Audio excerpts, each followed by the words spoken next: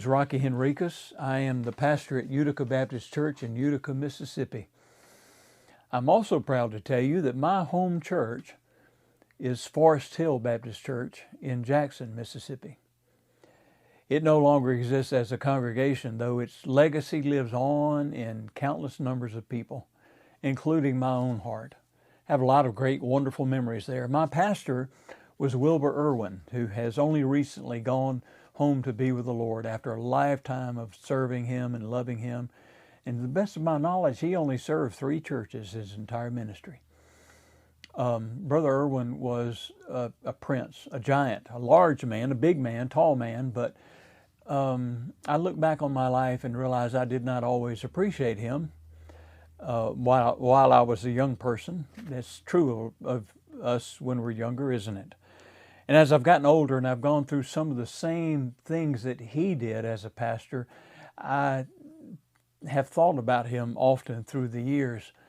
And one of the things that strikes me most was his faith and his courage to stand up and do the right thing, especially when it wasn't popular.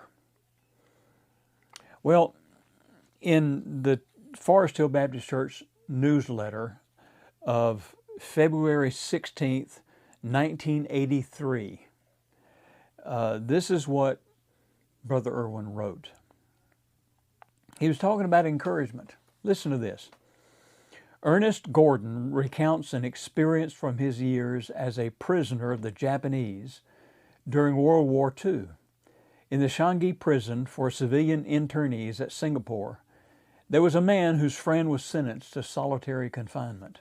He asked, "What can you do to help him?" The obvious answer was, "Nothing." His friend was locked in a tiny cell in a section of the prison which was so heavily guarded that none could get in. One day, the Methodist bishop of Singapore saw him trying to cut another prisoner's hair. He said, "Hello, John, I never knew you could cut hair." He said, "I can't. It's something I've never done. I'm just learning." "Why?" asked the bishop. He said, "Well, my friend is in solitary. He is allowed to have his hair cut once a month. So I thought I'd apply for the job." Sometime later, the bishop heard that John had been appointed as the barber of those in solitary. He asked him how things were working out now that he could see John once a month. "Oh, I'd say fair. You can't bring him anything. I know that, but can you speak to him? Can you say anything to him while you're cutting his hair?" He said, "No." "Well, what can you do?" And John said, "This is what I do. While I'm snipping away at his hair, I keep saying to him, 'Please keep your chin up. Keep your chin up.' And the guards think this has something to do with the barbering trade, so I'm allowed to say it.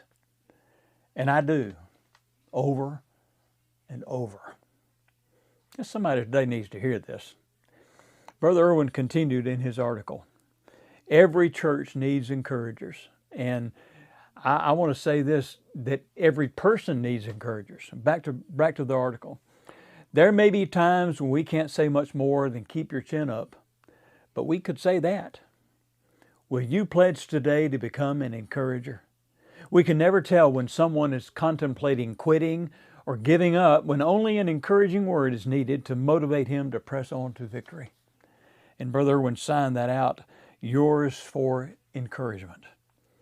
Wonderful words from a great man who had a great influence on my life. And I tried to tell him that in some ways. Then the virus hit, had personal issues. I was unable to go see him, but I did see him at a reunion of our church several years ago, and I tried to tell him then how much he meant to me. I've even acknowledged him in one of the books that I wrote about what a great influence he was on my life. I want to encourage you to be an encouragement to somebody else. Don't just take these words and soak them in and keep them for yourself.